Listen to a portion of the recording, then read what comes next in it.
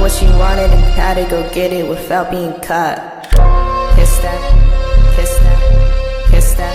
Don't forget that. Hi YouTube. A little bit different than the content I typically make, as opposed to just having you guys follow me around the gym, see what I do in the lab. Decided to get a little more personal. People were asking me to speak a little bit more, had and asked me anything, kind of question box on my Instagram story for about 2 weeks, and just let people ask whatever they wanted. So, getting right into it. First question, what inspired you to start bodybuilding? How did you transition from fitness enthusiast to influencer? So the first half, I started bodybuilding just because I was going to the gym. When I moved to Tallahassee for college, your girl gained a little bit more than the freshman 15.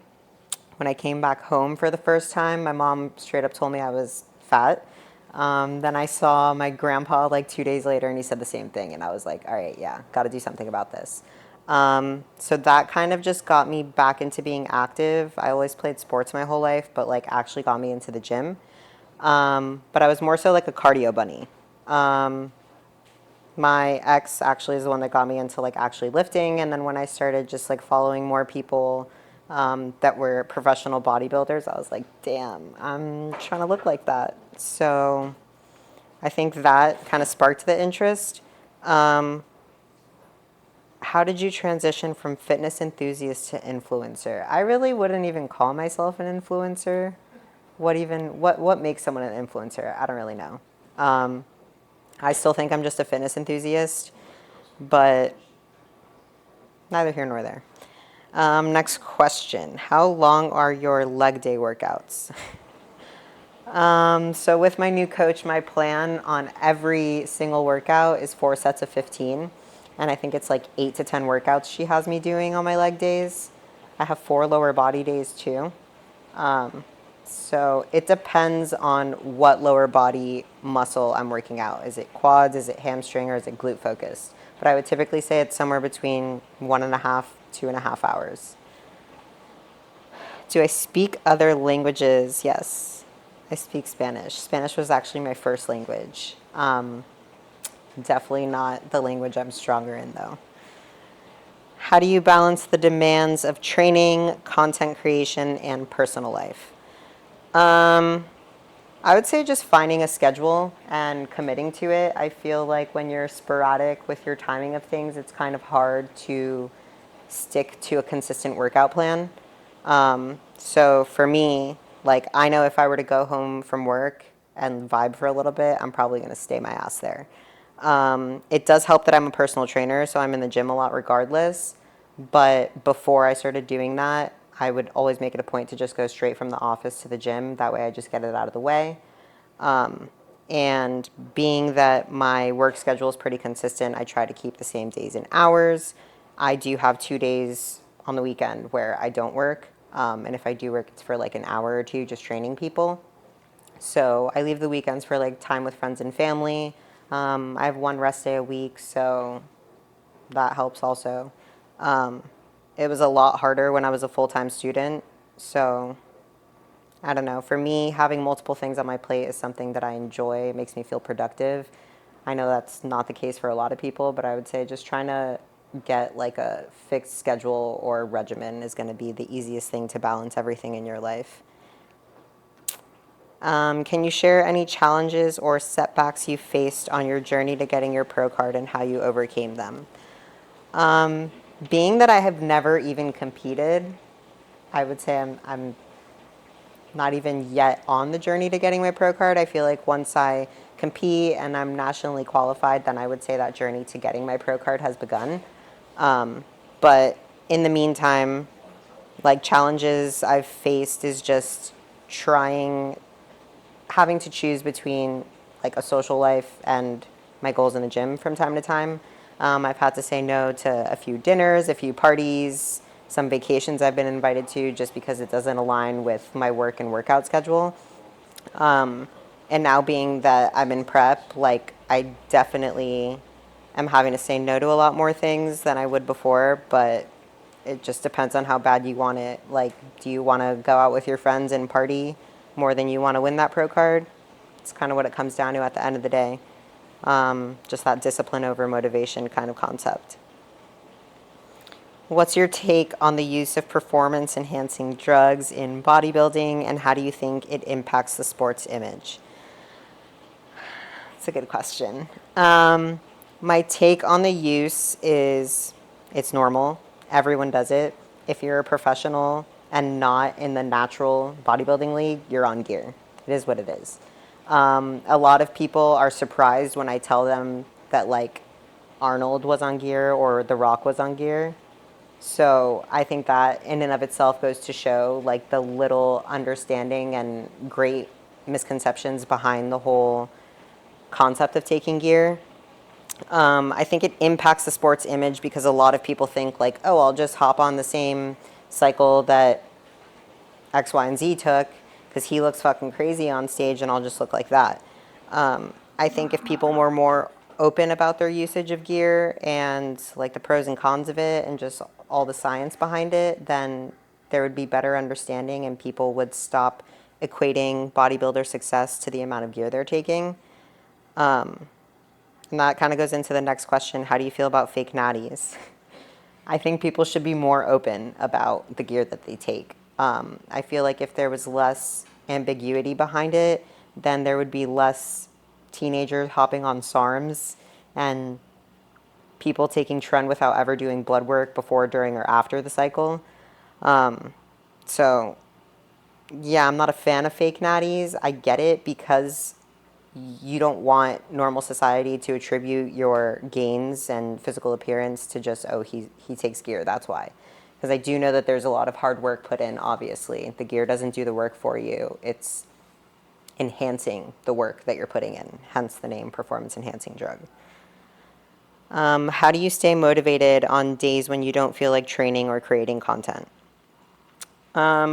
Days that I don't feel like training, I just get in the gym.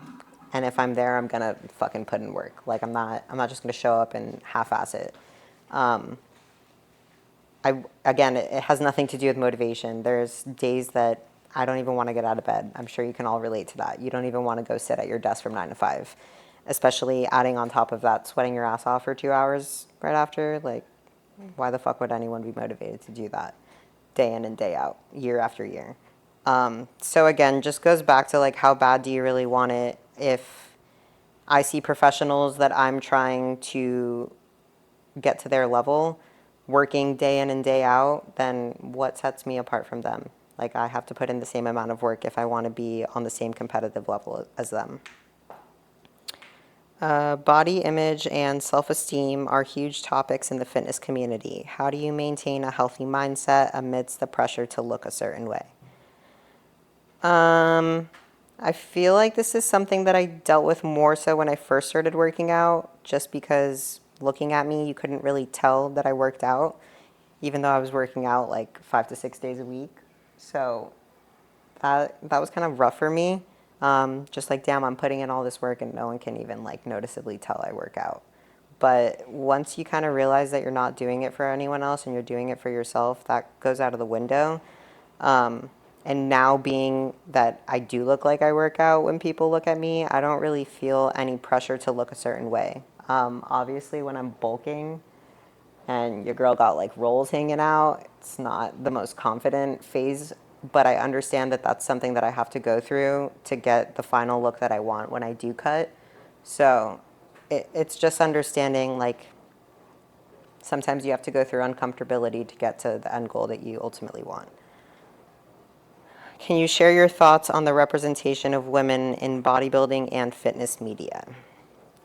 Yeah, I think that kind of has to tie in with what I just said. So like in the fitness industry and bodybuilding industry, well, let's just say fitness media at first. I feel like women are portrayed to be very lean and small. And while strong is more socially accepted as sexy nowadays, there are still a lot of women in bodybuilding specifically that people that aren't so involved in the fitness industry judge almost instantaneously, like, oh my God, she looks like a man, or she's too big, or she has pecs, or like, why is she bigger than my man, kind of thing. I've gotten those comments before. I've like shared professionals that I look up to with my family, and they're like, that's disgusting, you want to look like that? So really just like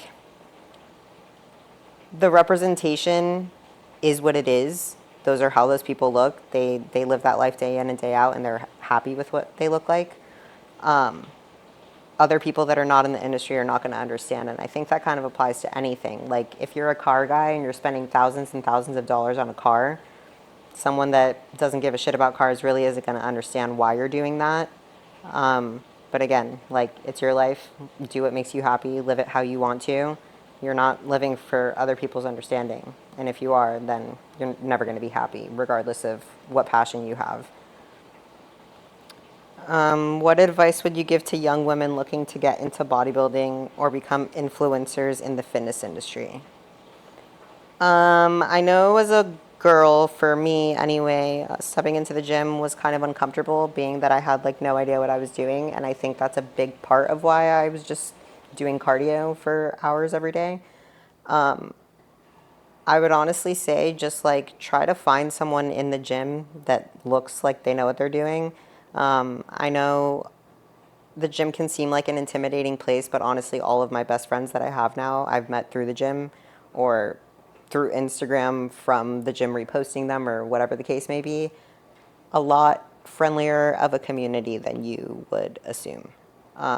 So just do your research, speak to people. You know, it really is like a very accepting community. Obviously, you're going to find an asshole here and there, but don't let that one person like knock you from trying to reach out and gain knowledge from other people. How do you ensure authenticity in your content, especially with the increasing pressure to present a perfect life on social media? I'm just very honest. Like, I feel like the way that I speak to the camera is the same way that I speak to all of my friends and most of my family. Being that I do have a homie behind the camera most of the time, shout out my dog Nico, it makes it a lot easier and more comfortable to speak as I would to other people. Also just like not really giving a fuck. I feel like in anything you do, authenticity is going to be portrayed if you're genuinely just being yourself and not caring about what other people are going to think in the midst of it. I know that's easier said than done, and that's definitely something that comes with age and experience, but no one's perfect. No one lives a perfect life. Obviously, we don't like post on social media all of our failures because that's not how we want to portray ourselves to the rest of the world, especially strangers. So I think just stop equating social media with reality, and not giving a fuck is the prime answer for that. What are your thoughts on the growing trend of body positivity and how it intersects with bodybuilding? I'm just going to say, like, if you're happy with your body, kudos to you. But I do think health should be held at a higher standard than just like body positivity generally. So maybe if you're not the ideal image of like a perfect body in society's eyes, cool, whatever. As long as you're healthy and happy, keep it moving. That's all I can really say. How that intersects into bodybuilding, again, a lot of people are going to have negative comments, especially when you're a jacked ass girl. Like, it is what it is. Just pick what you want to look like, follow it. It's your body at the end of the day. I don't really know. That's not something I've really struggled with, so I can't really touch a lot more on that. And I know a lot of what I'm saying is easier said than done, but just really commit to like your journey, your purpose, your passion, and slowly what other people say and do isn't really going to affect you much. How do you approach nutrition and diet, and what are some common myths you'd like to debunk? Intermittent fasting doesn't make you fucking lose weight. Okay, that's the first thing I'd like to say. The only reason that you may be losing weight if you intermittent fast is because you are consuming less calories. And that's probably because you're making the window of time in which you eat shorter. another common myth. Well, I don't know if this is too common, but I feel like a lot of people recently are like, don't eat red meat and don't eat animals and don't do this. But it's like all of that provides the essentials that your body needs. And 90% of the vegans or vegetarians that I've met are eating processed Morningstar freezer section shit. So, like, really, who's healthier? What role does mental health play in your fitness journey, and how do you take care of your mental well-being? I think mental health plays a big part in my fitness journey. I know a lot of people that kind of go into like a villain arc and use, I don't want to say negative things that have happened to them, but things that didn't make them feel great, and they kind of took those negative emotions and are channeling it into their workout, or are using like the revenge body concept or whatever the fuck, which, cool, you're doing something productive with the negative emotions instead of going out drinking and partying all the time.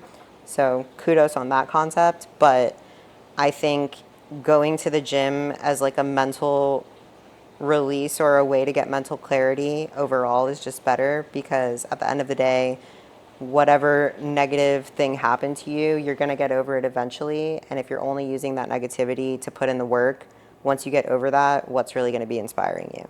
And you're going to kind of probably be feeling left unfulfilled at the end of the day, because you were just like filling a void instead of actually facing the issues head on.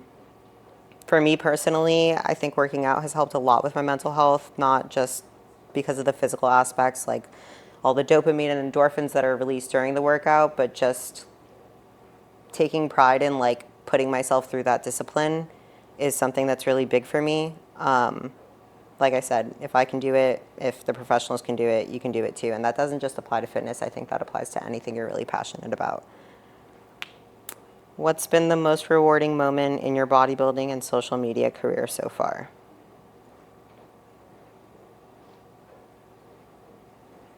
I really don't even know the answer to that. Honestly, I wouldn't say a singular moment. I would just say like all the connections that it's brought me to. There's like different events that I've gone to because I'm into fitness. And like I said earlier, like genuinely most of the closest people to me right now I met through the gym. So just those little moments here and there. Or when people like tell me that what I've posted or them seeing me at the gym every day putting in the work inspires them, like that makes my fucking day. So again, not a singular moment, but just the little things really mean the most to me. Can you share any tips on growing a loyal and engaged following on social media? I think that just has to do with being yourself, being authentic. If your values and personality align with other people, they're going to fuck with you and follow you. Just standing on your word, not portraying an image on social media that you don't actually live day to day, and just moving with good intentions. I think that whatever you radiate, you attract. So if you're putting fake shit out there, you're going to get fake shit back. If you're genuine, you're going to get genuine, loyal followers, especially if you're engaging with them. How do you handle sponsorships and partnerships, ensuring they align with your personal values and brand? Well, as you can see, got some fucking tubs here. So for me, I really fuck with C-Bum's mentality. He's one of the few fitness influencers, professional bodybuilders, whatever you want to call him, that I feel like sticks to his values and stays very humble despite all the success he's reached. I hear a lot of stories about bodybuilders that are just fucking assholes and think that they're better than everyone, and I've personally encountered that, just like very grimy people. I don't know. I think being humble is like really big for me, humility in general. So I don't think anyone's better than anyone just because of titles you've won or money that you gained or how big you are, and I think everyone should be treated as such. So I really fuck with the fact that he is still humble, so raw. Also, just like their ingredients, I'm really big on. I don't like consuming a lot of processed shit. Prozis is amazing. everything I've tried from them is A1. Honestly, same with Raw and Revive. So before I ever put any products out that I'm associating my name with, I try them first just to ensure it's something that I actually like, and that I feel can help people that follow me. What are your long-term goals in bodybuilding? So I want to compete for the first time before the end of 2024. I would like to be nationally qualified by the end of 2025 for sure. If I can become a pro, that would be sick. Like right now, that's my end goal. I've kind of told myself I'll compete in like 2 or 3 pro shows, and if I'm placing in the top 3, we'll take it from there. If I'm not, I really don't think that I would be like pushing my body competitively past the age of like 33. Just because it does take a toll on you long term, especially as a woman. If I'm a professional, I'm going to be on gear, so I have to take that into account with like wanting to have kids and a family in the future, and the fact that I'm not trying to have a kid at like 45. So yeah, I guess we'll just take it day by day, see where the competitions bring me, and kind of go from there. I'm not dead set on being the Olympia stage, but I do want my pro card. What challenges do you face in balancing a non-fitness related career with your passion for bodybuilding and content creation? Honestly, the only challenge that I face in that is the time that my 9 to 5 takes up. If I was personal training people full time, I could make my own schedule every single day, and I'm in the gym already. So getting from point A to point B isn't a thing. And those 8 hours of the day that are just like taken from me Monday through Friday wouldn't be a concern.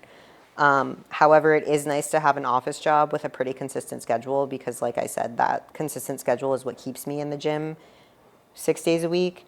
And being in an office from 9 to 5, I have no problem like weighing out my meals beforehand, bringing them to work, eating them every 2.5 hours. So honestly, it kind of helps because when I was personal training for a gym, having random things come up, having clients show up late, and then having clients cancel last minute, all of that kind of just throws your schedule off.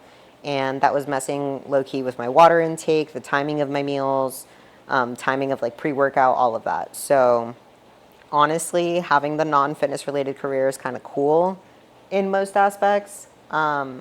People at the office do talk shit when they see me heating up my meals several times a day, even if they're simultaneously grabbing a Krispy Kreme from a box that was left in the break room.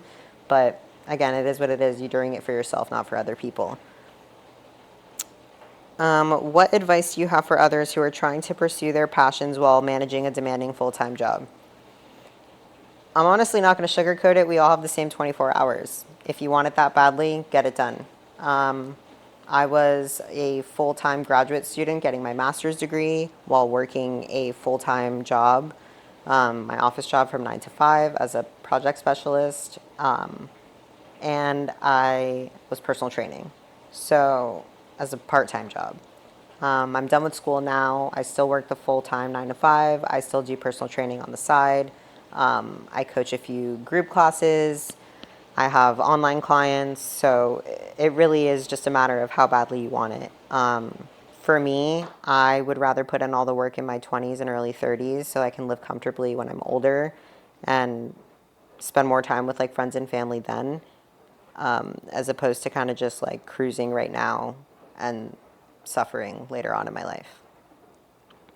How do your colleagues at your full-time job perceive your bodybuilding career and social media presence?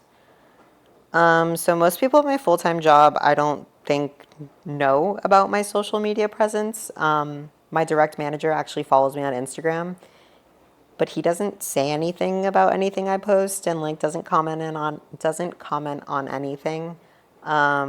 Like I said, the only thing that people really comment on is when they see me in the break room heating up a Tupperware for the 3rd time in the fucking day while they're eating Krispy Kreme donuts. But I don't know, they think I'm fucking crazy, but at the same time, I get compliments on like my body. Or if I wear a tank top to the office, guys will come up to me and be like, damn, you're going to beat me up. And it's just like, yeah, you're a simp. So I don't know. I don't really care how other people perceive it. It's the same way that anyone else would perceive it outside of the office. So kind of just is what it is. Okay. So this question has to do with the comparison of what I've gone through and what he's gone through. This is Chris. He's also, well, I don't know if you would consider yourself a bodybuilder. Not just yet. I'm on my way though. Okay, so the question is, what are the pros and cons of life with and without a bodybuilding coach? So I have had a coach pretty much since I decided that I was interested in bodybuilding. I wasn't even set on competing yet. I was just like, you know, this is how I want to look. Let's see if it's possible. So I hired a coach. I am currently on my 4th coach. My first coach was not cool with because he had me eating literally just like eggs, ground beef, and rice. And I just felt like it was very gym bro-esque. The workouts were very basic. I wasn't getting the attention I wanted. We were supposed to meet up for in-person workouts a few times, and he kind of just bailed last minute. So I just wasn't fucking with the inconsistency, being that I'm paying like $200 to $300 a month for it. So one drawback of having a coach is definitely having to take the time to find a coach that fits with you, not just like that's going to help you get to your goals, but also aligns with your morals. Like I personally don't want to just hop on a bunch of gear to look a certain way unless it's completely necessary, and I don't think that's the case until I start competing. Obviously, a downside is having to pay a coach monthly, so the finances behind that. But I think the pros are just like getting the second set of eyes from someone that has more experience in the field, and getting the guidance on like food and carb cycling, like for example, is something that I never knew about. How to work out depending on your goals. So I know like some people will do less sets, higher reps if you're trying to like cut the muscle and like really see the shreds. Whereas other people will do more sets, fewer reps to kind of just like gain the mass. So just like gaining different knowledge from different coaches has been a really good upside for me. But again, I've never really been coachless. So what would you say pros and cons are of your journey so far? Of not having a coach, I would say pros. Well, I wouldn't say there really are any pros, but because I've been doing my own thing when it comes to this, I've always just been like into fitness, not more so like the bodybuilding aspect of it, but just being active at all times. And as the years went on, I've kind of gravitated towards wanting to compete. This fucking fly. I would say when I first started, just watching like certain dudes like Simeon Panda, Mike Rashid, obviously they competed, but they're not like professional bodybuilders. They just do it for the sole purpose of loving, you know what I'm saying, the sport or lifting weights. So that was kind of like my thing coming into it. But now moving forward, not having a coach, there's a lot of things that I don't know that I'm still learning every day. And just the connections I've built throughout my own fitness journey and the people I've met with the knowledge that I've gained from them has taught me a lot as well. So in the near future, I will be like competing and obviously getting a coach and looking forward to that experience and learning new things.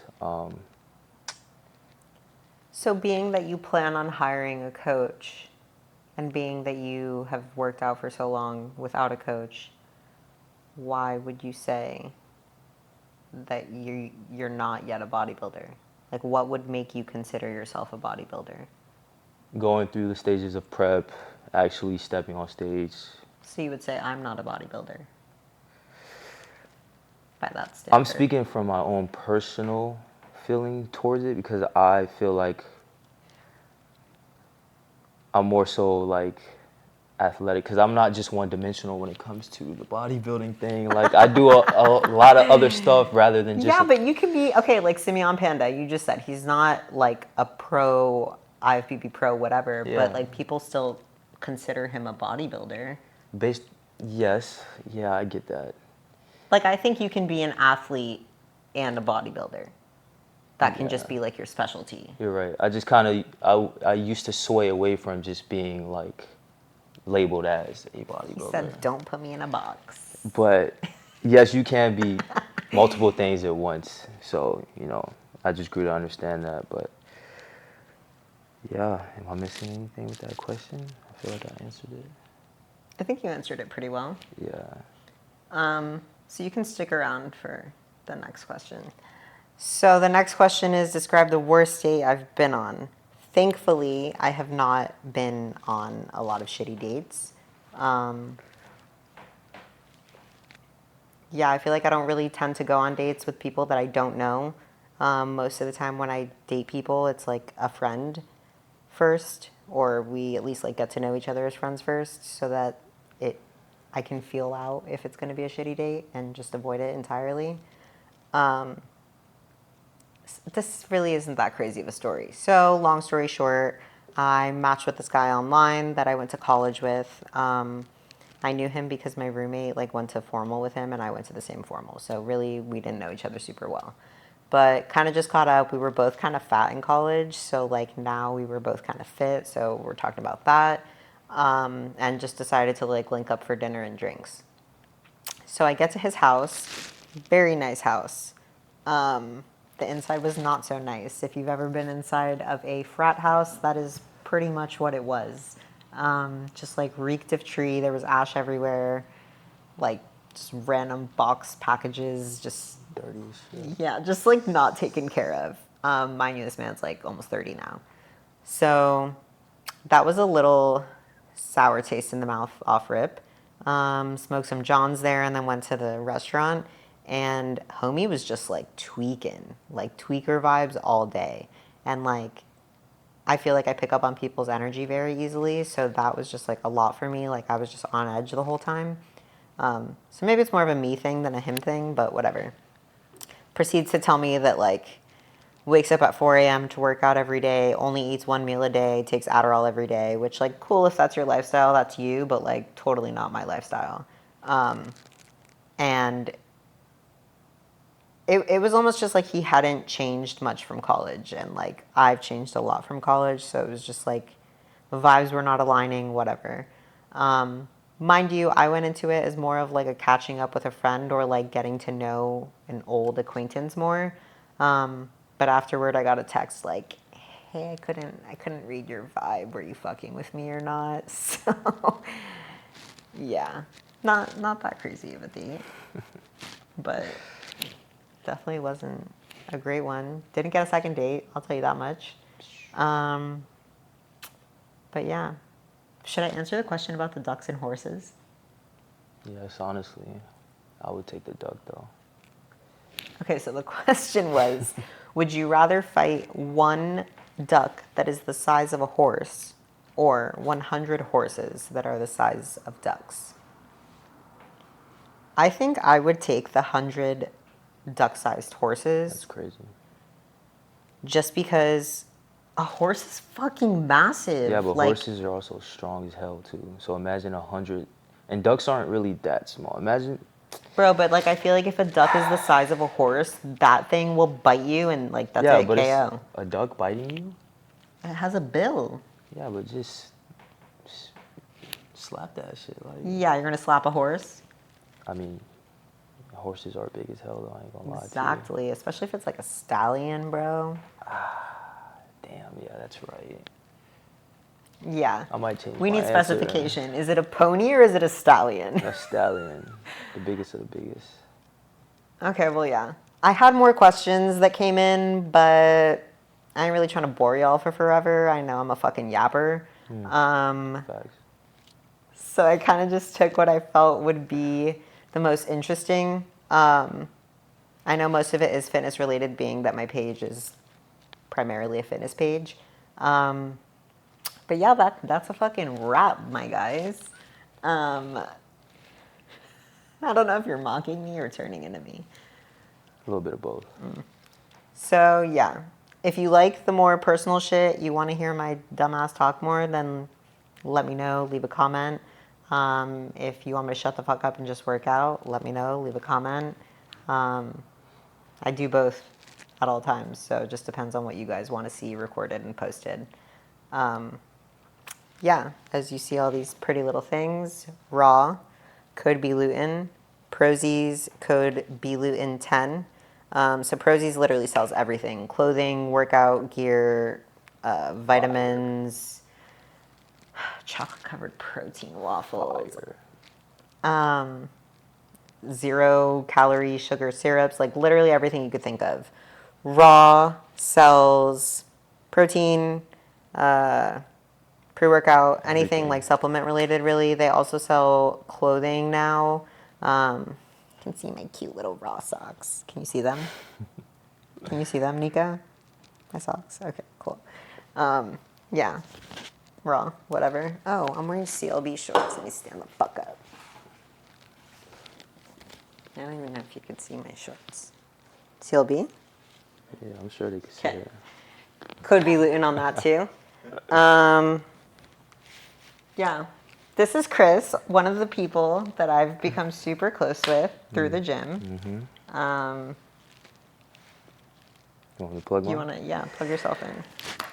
All right, so my Instagram is _ChrisXWoe, TikTok, The Ultimate Woe, YouTube, Chris Thurston. We'll put everything into the description below. And it's Woe, like W-O-E. W-O-E, not Yes. like Woe Vicky. Yeah, The Ultimate Woe, for sure. Yeah. He's a personal trainer too. I don't know if you could tell, he's kind of fucking jacked. So if you're in the area, hit us up. Just a little bit. But yeah, that's a wrap. Thanks for being a guest star. I appreciate it. Thanks for having me.